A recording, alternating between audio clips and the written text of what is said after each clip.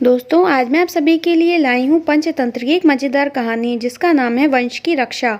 तो चलिए हम अपनी कहानी को शुरू करते हैं। किसी पर्वत प्रदेश में मंदविष नाम का एक वृद्ध सर्प रहा करता था। एक दिन वह विचार करने लगा कि ऐसा क्या उपाय हो सकता है जिससे बिना परिश्रम किए ही उसकी आजीविका चलती रहे।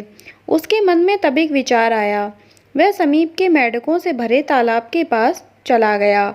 वहां पहुंचकर वह बड़ी बेचैनी से इधर-उधर घूमने लगा। उसे इस प्रकार घूमता देखकर तालाब के किनारे एक पत्थर पर बैठे मेंढक को आश्चर्य हुआ।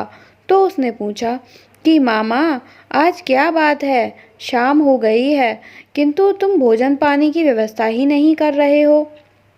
तब सांप ने बड़ी दुखी मन से कहने लगा कि बेटा, क्या करूं, मुझे तो अब भोजन की अभिलाषा ही नहीं रह गई है। आज बड़े सवेरे ही मैं भोजन की खोज में निकल पड़ा था। एक सरोवर के तट पर मैंने एक मेंढक को देखा। मैं उसको पकड़ने की सोच ही रहा था कि उसने मुझे देख लिया। समीप ही कुछ ब्राह्मण स्वाध्याय में लीन थे। वे उसके मध्य जाकर कहीं छुप गया।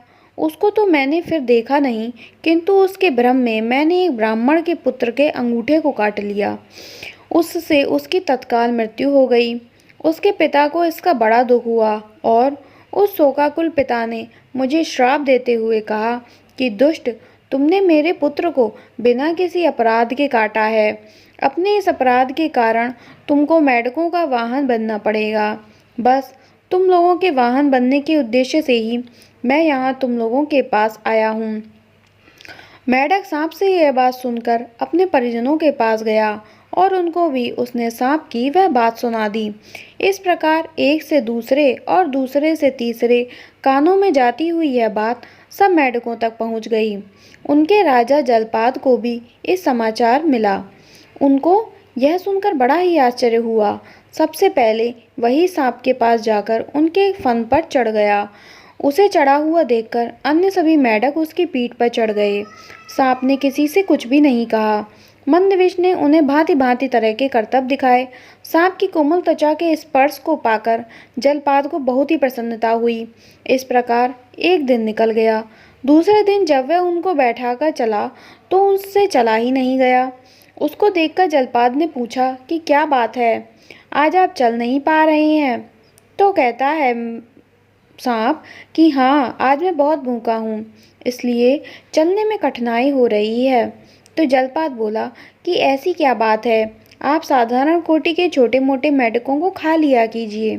इस प्रकार वह सर्प नित्य प्रति बिना किसी परिश्रम के अपना भोजन पा गया।